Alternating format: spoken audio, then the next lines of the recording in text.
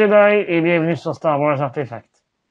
Mon nom est Dominique, alias Lord Doom, et aujourd'hui, nous faisons la revue du sabre laser Legacy de Leia, tel que nous avons pu le voir dans l'épisode 9. Avant d'aller plus loin, n'oubliez pas de vous abonner à la chaîne, de cliquer sur la petite cloche afin de recevoir des notifications, et de liker la vidéo afin de me permettre de poursuivre mon travail. Vous pouvez également me suivre sur Facebook, Instagram et Twitter. Tous les liens sont disponibles dans la description au bas de la vidéo. Offert depuis mai 2021 dans les deux parcs Galaxy's Edge, il est vendu au coût de 150 crédits. À cela, vous devez ajouter une lame de 36 pouces vendue 50 crédits. Alors, l'ensemble vous reviendra à 200 crédits, soit environ 245 $ canadiens ou 170 €. Tous ces items sont vendus au Den of Antiquities de mon bon ami Dakondar. Si vous n'avez pas encore regardé ma revue du coffret Skywalker Legacy, je vous encourage fortement à le faire en cliquant sur le lien dans le coin supérieur droit de la vidéo. Sans plus tarder, procédons à la revue.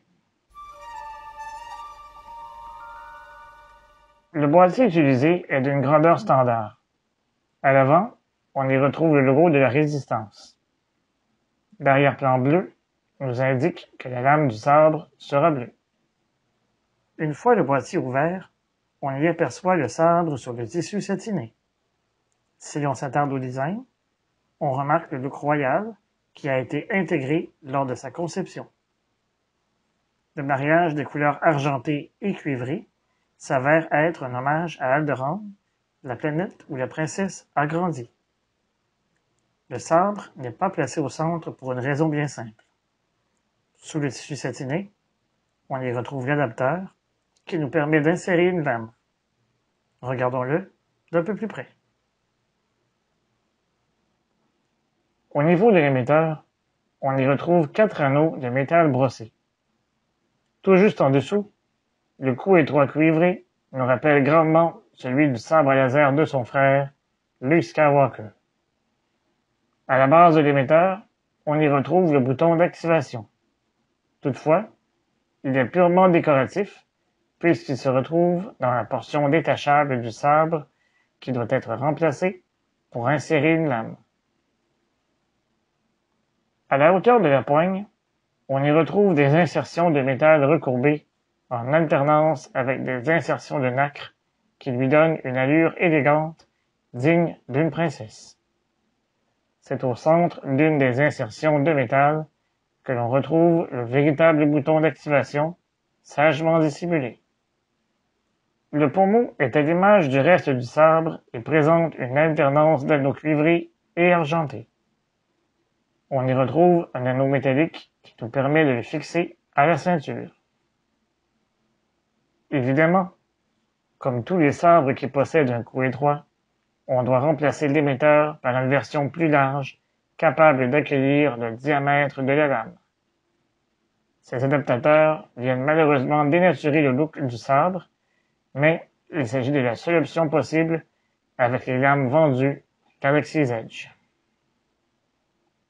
Plusieurs personnes se sont plaintes de la couleur orangée du sabre de Leia. Pourtant, lorsque l'on regarde le sabre qui a été utilisé dans le film, la couleur semble très fidèle. Il faut garder en tête que la couleur est censée être cuivrée et non rose gold, comme il a été utilisé par certaines autres entreprises qui font des répliques sans posséder de licence officielle.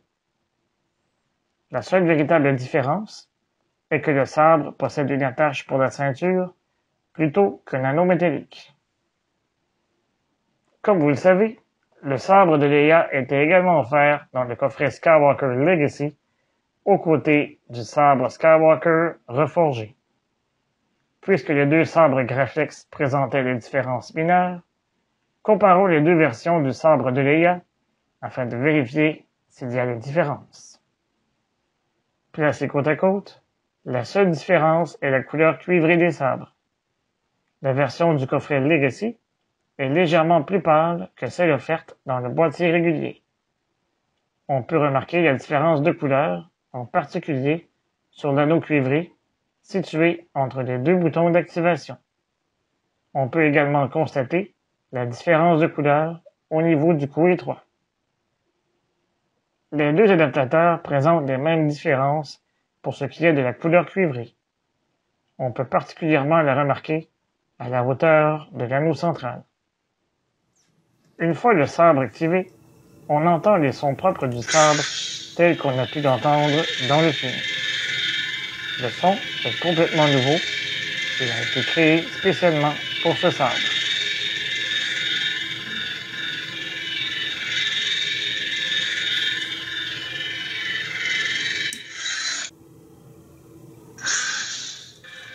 Lors de l'impact, la lame bleue émet un flash jaune.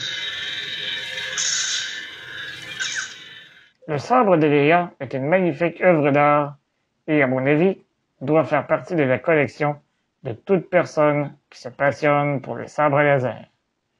Placé sur un présentoir personnalisé comme celui-ci, vous serez en mesure de le mettre en valeur. Que pensez-vous de ce sabre? Appréciez-vous le design unique autant que moi? Dites-le-moi dans les commentaires au bas de la vidéo. Je vous donne rendez-vous la semaine prochaine pour une autre revue.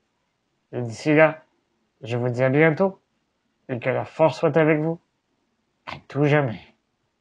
Remember, the force will be with you, always.